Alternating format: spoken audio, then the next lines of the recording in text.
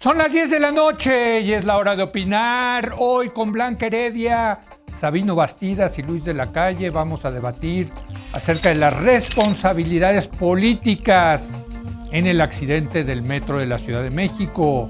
Después voy a platicar con Alejandro Ope sobre la liberación y posterior aprehensión de Héctor El Güero Palma tras su salida del penal del Altiplano. Y para finalizar con Mauricio Mechulán voy a examinar el más reciente conflicto entre Estados Unidos y Rusia. Se calienta la relación de los dos antiguos enemigos. Así que quédese aquí en Foro TV que ya comenzó la hora de opinar.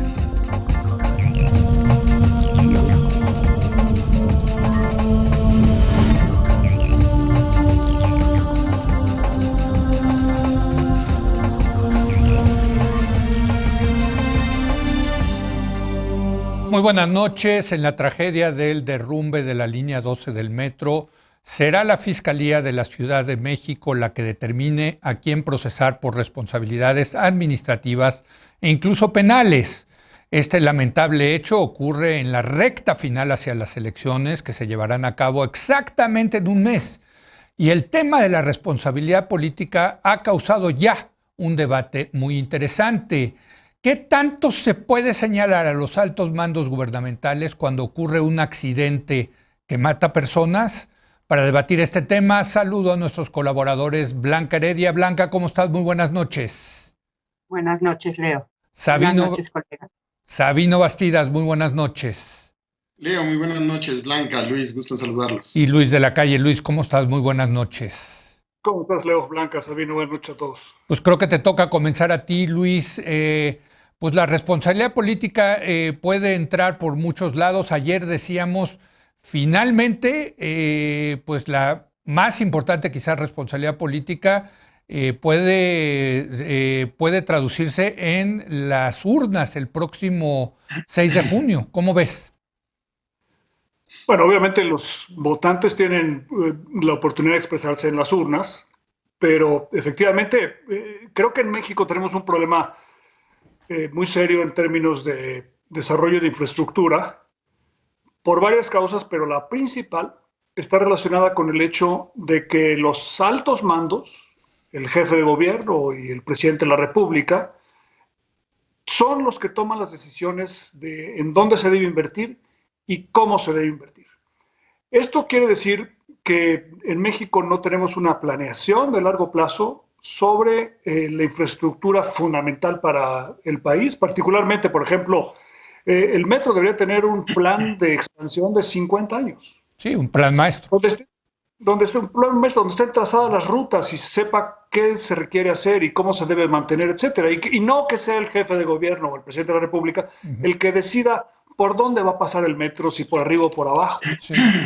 Ese es el principal problema. Y la frustración que muestra el presidente de la República está relacionada precisamente con eso, porque él se da cuenta que sus tres grandes proyectos, Dos Bocas, la refinería de Dos Bocas, el aeropuerto de Santa Lucía y el Tren Maya, tienen muchos problemas de ejecución y él tiene que actuar como si fuera el jefe de la obra, ir a supervisar si está haciendo.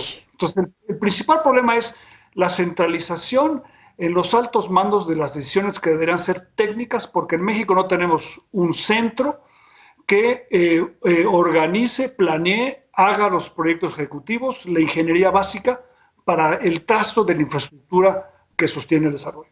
En segundo lugar, tenemos esta aversión en México a la expropiación. O sea, los políticos en México no expropian y tenemos, por lo tanto, periféricos con curvas y líneas de metro que dan vueltas para evitar estructuras que debieran ser expropiadas para que saliera derecho. Y digamos, esa versión que se tiene a expropiar tiene consecuencias. Y en muchos casos pueden ser consecuencias muy graves, porque las carreteras no nos salen derechas, cuestan más caras, son mucho más peligrosas. Y finalmente, también hay un populismo presupuestario, tanto en la asignación de los recursos para invertir y mantener, como en el cobro de los servicios. El metro de la Ciudad de México se construía cada sexenio, y en el sexenio de Andrés Manuel López Obrador se decidió no construir un solo kilómetro de metro. Entonces, parte de los retrasos de la línea 12 se deben a la ausencia de trabajo durante 6 años de gobierno de hoy presidente López Obrador, y en ese momento jefe de gobierno del Distrito Federal. Si hubiera construido una parte de la línea 12, Marcelo Ebrard no hubiera tenido que acelerar los procesos para que le sirviera como plataforma para una posible campaña presidencial, y a lo mejor tampoco se hubiera tenido que hacer elevado en lugar de subterráneo.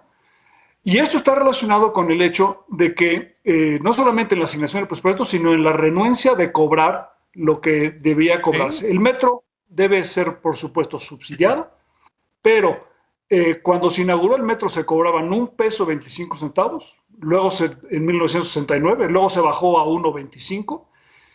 $1 de 1969, hoy en día, equivaldría a 9.60.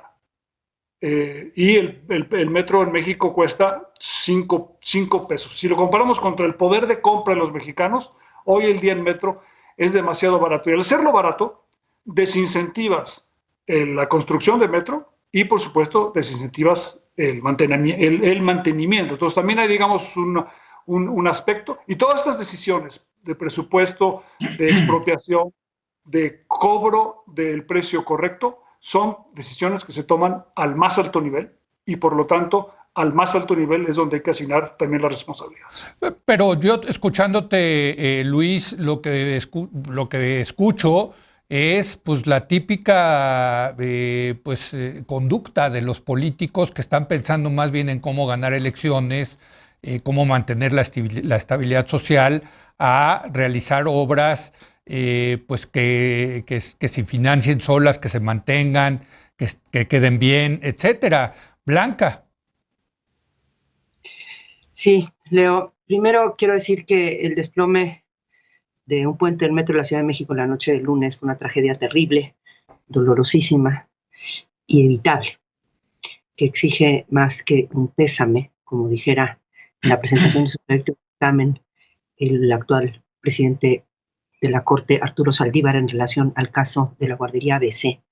Exige identificación de responsables, castigo a estos, reparación del daño, evitar se repita y afecte a más personas. En suma, exige justicia. Me concentro en los aspectos políticos, porque ni soy experta ni, desde luego, contamos con los elementos para poder meternos a intentar saber efectivamente cómo está la cuestión técnica. Por fortuna hay técnicos que podrán dar sobre estas cuestiones. Para el gobierno del presidente López Obrador, la tragedia de Tláhuac es una bomba, literalmente. Me pregunto si no podría ser, de hecho, su Ayotzinapa. ¿Así de plano, Blanca? O sea, así de grave, digamos. Creo que es muy grave. Afecta a sectores trabajadores de bajos recursos, parte importante de su base electoral. Lo hace a un mes de las elecciones intermedias.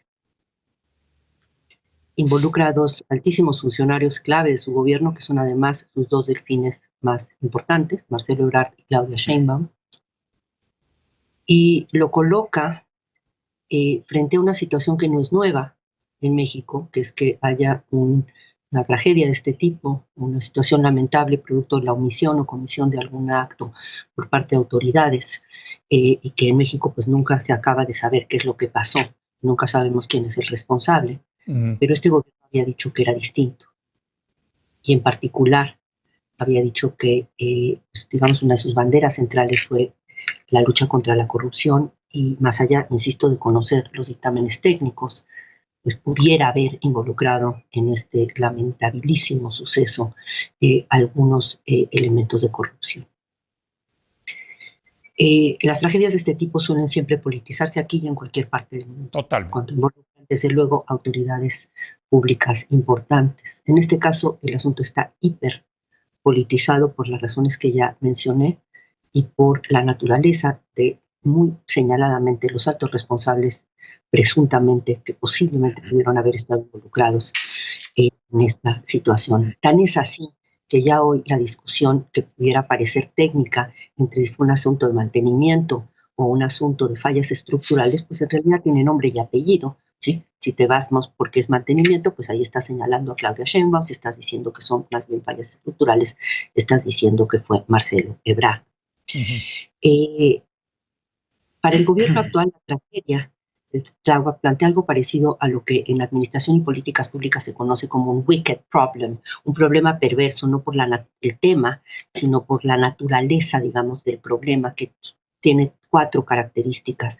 En primer lugar, es un problema muy difícil o casi imposible de resolver porque hay información incompleta o contradictoria, y aquí tenemos desde luego ese elemento. Es también porque involucra a un alto número de personas con posiciones fuertemente contrapuestas o personas muy poderosas. Tiene un alto costo económico. Aquí hago referencia a los comentarios que hacía antes Luis, en la parte, digamos, más general de fondo del asunto, que es el costo del metro en sus diferentes dimensiones, y la posibilidad de resolver esos problemas también involucra un altísimo costo, y además con que el problema en cuestión está fuertemente interconectado con otros problemas.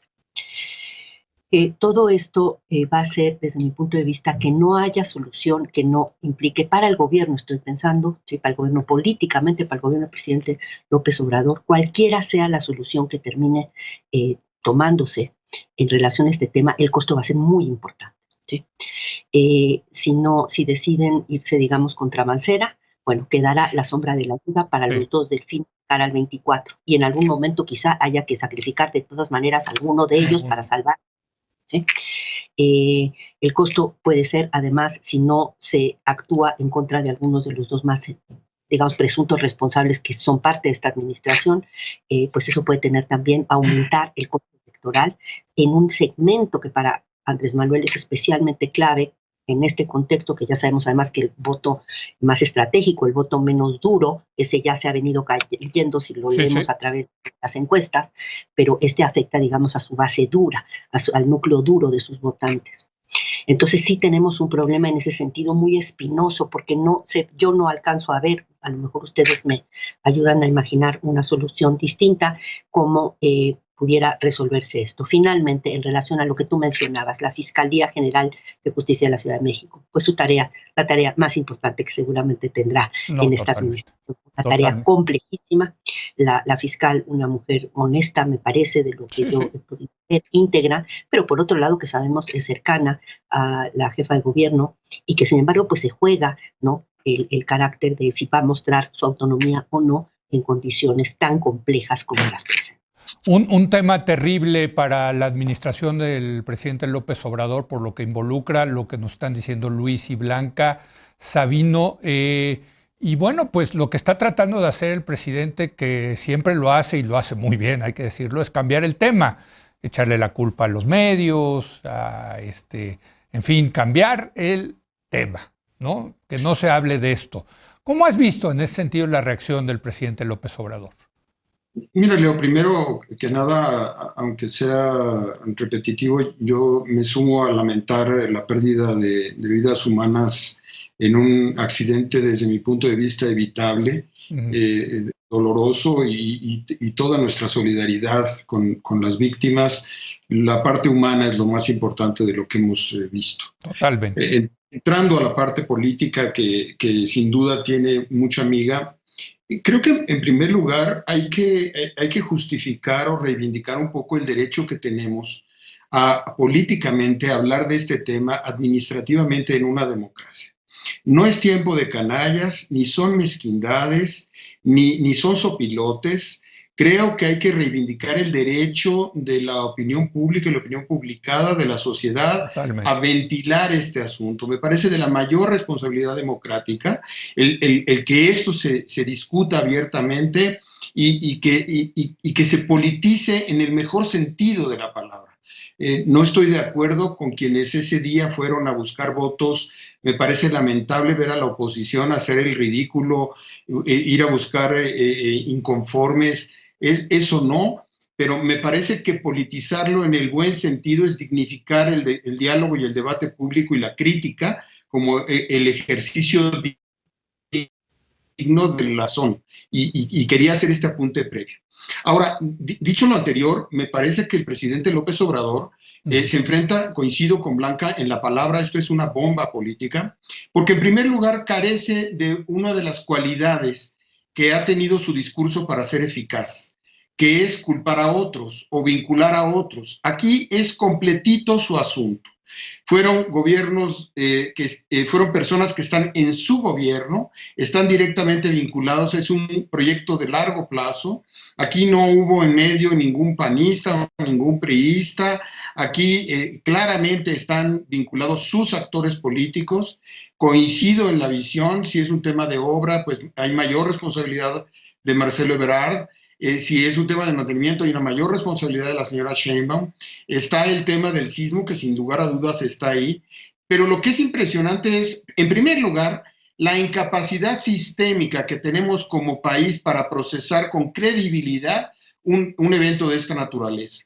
Sea cual sea el resultado, nuestras instituciones carecen de la credibilidad y es lamentable que el presidente de la República, que por cierto comete una contradicción terrible, porque él que se opone tanto a los extranjeros y a la participación de extranjeros, tiene que mandar a una empresa noruega a por un peritaje para que nos diga qué fue lo que pasó, porque los mexicanos, el Colegio de Ingenieros, la UNAM, otras instituciones, pues no tienen la estatura o la credibilidad para emitir un peritaje en materia de obra civil, que por cierto hay que descalificar desde el principio que un peritaje no arroja la verdad. Un peritaje en cualquier juicio es parte de un conjunto de elementos de valoración y prueba para emitir una resolución. Y el peritaje no arroja responsables ni culpables. Y el peritaje no arroja el proceso de toma de decisiones. Es decir, no le puedo apostar a que dentro de 2 meses el peritaje me arroje la verdad. Lo único que está trayendo con el peritaje es demorar el impacto político que esto tiene. Y la reacción política del presidente, que es tu pregunta, Leo, me parece que hay que señalar que el presidente, siendo tan, viniendo de la izquierda y siendo el que encabeza un proyecto social, yo echo en falta que no tenga la capacidad y la sensibilidad de ir al lugar de los hechos, de atender personalmente el asunto, de hacerse cargo políticamente, asumir la responsabilidad y contrastarse con los gobiernos de Calderón y otros gobiernos a los que él tanto criticó por gestionar de manera políticamente incorrecta, además de administrativamente incorrecta y judicialmente incorrecta, este tipo de asuntos. Yo creo que este es el ABC de López Obrador, equivale a eso, y desafortunadamente, como no tenemos un sistema de responsabilidad, tenemos un sistema impune, inmune e irresponsable para la clase política. Desafortunadamente, y además, en términos de ética pública, de moral pública, es lamentable que en México nadie renuncie inmediatamente de manera voluntaria, con pundonor, con orgullo, con civismo a lo que estamos viendo. Al margen de la legalidad, como dice el presidente López Obrador, y aquí hemos hablado muchas veces de la cartilla moral, es, no sé si sea ilegal, pero sí es inmoral que varios funcionarios no hayan renunciado esa noche para permitir una investigación sensata, centrada. ¿Hasta qué nivel? Hay que discutirlo. Y coincido con Luis, las responsabilidades van al más alto nivel por el nivel de centralidad, por el nivel de paternidad, por la manera de decidir, y que se haga cargo el presidente de esa centralidad de estos 6 años de gobierno, porque uno es tan responsable como es capaz de compartir con expertos las decisiones. Esto le demuestra al presidente el costo de que no haya expertos al más alto nivel respondiendo a las tareas gubernamentales. Sí hay una diferencia entre un político profesional, en un administrador público profesional, y un político del que tenga mucha confianza, un político en turno. Menciono, Luis, el día de hoy en mi artículo del periódico Excelsior, un ensayo académico, un paper en la revista Gestión y Política Pública del CIDE, donde analiza el problema, el desastre de la línea 12 del metro.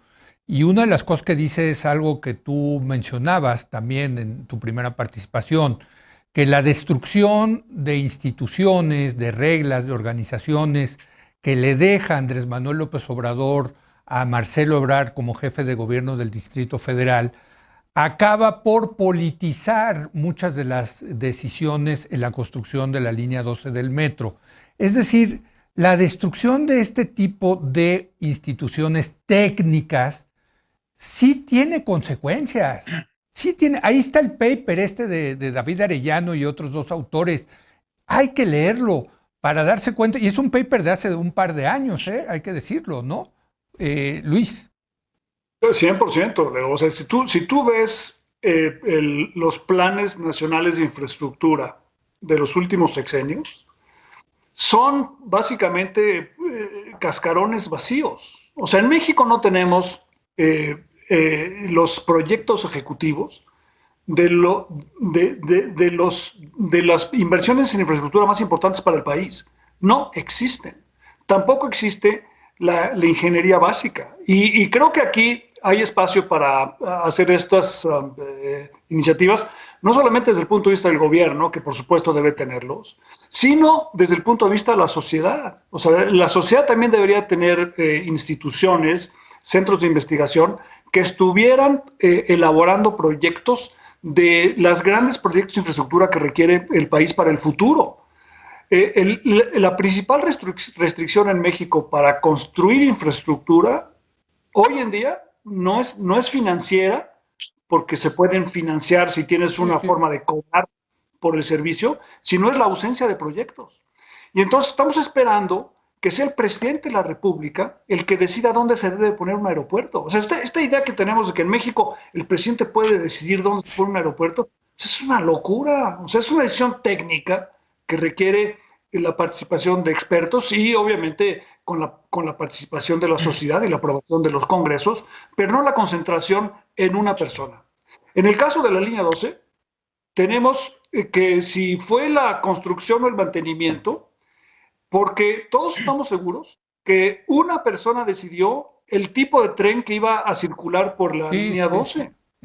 Espérame, o sea, esa no es una decisión, obviamente el responsable al final del día tiene que ser el jefe de gobierno, pero el jefe de gobierno no tiene la capacidad técnica para decidir qué tipo de trenes, si es mejor hacer un túnel que un puente, si se requiere acero o concreto para las ballenas. No, pero a él lo que le interesa es cortar el listón antes y tú lo mencionabas, ¿no? Antes de que acabe el sexenio para que se vea bien y que hubo pues, obra, ¿no? Vender cemento, como decía un encuestador. Bueno, el presidente cada vez que puede dice que él no quiere dejarle al próximo presidente obras inconclusas. Esto quiere decir que todo lo que haga tiene que terminar antes de 2024. Bueno, eso desde el punto de vista de planeación de largo plazo es un contrasentido, porque tú no necesitas terminar las cosas cuando tienen periodos de gestación que pueden ser más largos de lo que no empata con los términos políticos. Si hubiéramos tenido una planeación del metro eficaz en los últimos 40 años, la fecha de terminación del metro no hubiera sido la que hubiera determinado el tipo de construcción que se hubiera hecho. Y si no hubiéramos tenido, lo repito, es un comentario neoliberal, el cobro del metro como debe cobrarse, con un subsidio, por supuesto, porque tampoco sería justo que no lo hubiera, tendríamos entonces el incentivo de que el metro funcionara de una manera distinta. A ver, Blanca, pero déjame ponerlo, déjame ser un poco aquí, meter un poco la provocación. ¿Acaso no elegimos en elecciones libres, secretas, democráticas a nuestros gobernantes para que ellos decidan cuáles deben de ser las obras que más le convienen a la sociedad? Efectivamente. ¿Sí? Pero creo que uno piensa que sí, en términos generales, Ahora hay, en cualquier democracia hay ámbitos que están reservados al conocimiento experto, digamos, a los expertos, porque se considera por su naturaleza que no puede haber una libertad total del gobernante, por más que haya sido electo democráticamente, para tomar decisiones con respecto a cosas que, por ejemplo, pongan en riesgo la seguridad nacional o pongan en riesgo la seguridad física, la integridad física de las personas. Pero yo coincido totalmente con Luis en que tenemos un problema más sistémico, además de larga data, que más allá de que pueda ser exacerbado por uno u otro gobernante, sí tenemos lo que recupero también la presentación del proyecto de Saldívar en relación del ministro Saldívar a la ABC, porque me parece que sí marcó un hito en términos de argumentos a favor de de fincar responsabilidades, decía él, éticas y jurídicas, en aquel caso a Caram y a Molinar Orcasitas. Por la guardería ABC de Hermosillo, ¿no? ABC, director en ese momento, y exdirector en aquel otro momento, que decía, uno de los elementos clave de su argumentación fue que él lo que había observado en la revisión de las pruebas y de todos los elementos que había tenido acceso, era un desorden generalizado en el IMSS, que era ese desorden generalizado el que había hecho posible el que se hubieran cometido una serie de actos y también hubiera habido una serie de omisiones que hubiesen culminado con la muerte de estos niños en aquella guardería, en ese incendio. Creo que esta idea de desorden generalizado es algo que podríamos aplicar al conjunto de la administración pública mexicana y muy particularmente al área de obra pública. En parte es un desorden, digamos, por la naturaleza de nuestro sistema político, no nos vamos a extender mucho en eso, en parte también porque el desorden siempre da oportunidad para que puedan allegarse de recursos funcionarios públicos en complicidad normalmente con privados, ¿sí? Porque en medio del desorden pues es más fácil hacer trampas.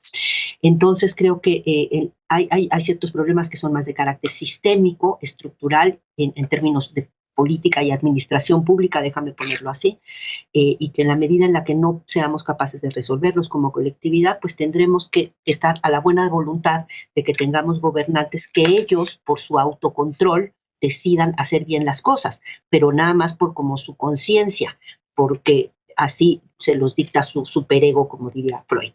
Fíjate que creo que no acabamos de entender en México que los gobiernos deben de tener un sistema de servicio civil de carrera de expertos que estén a cargo de políticos que efectivamente se cambian, van y vienen conforme a las elecciones, Sabino. Y yo creo que aquí sí me voy a meter un poco en problemas, pero quiero defender al régimen autoritario priista, del cual yo he criticado mucho, hay que decirlo, pero sí existía una especie de servicio civil de carrera en el tema de la obra pública, ¿no? O sea, la Secretaría de Comunicaciones y Transportes típicamente tenía, como la Secretaría de Hacienda o la Secretaría de Relaciones Exteriores, una serie de ingenieros que le daban mucha estabilidad al tema de la obra pública, ¿no te parece? No lo circunscribiría solamente a la obra pública. Yo creo que en términos de país, creo que fuimos construyendo generaciones de técnicos en todas las materias.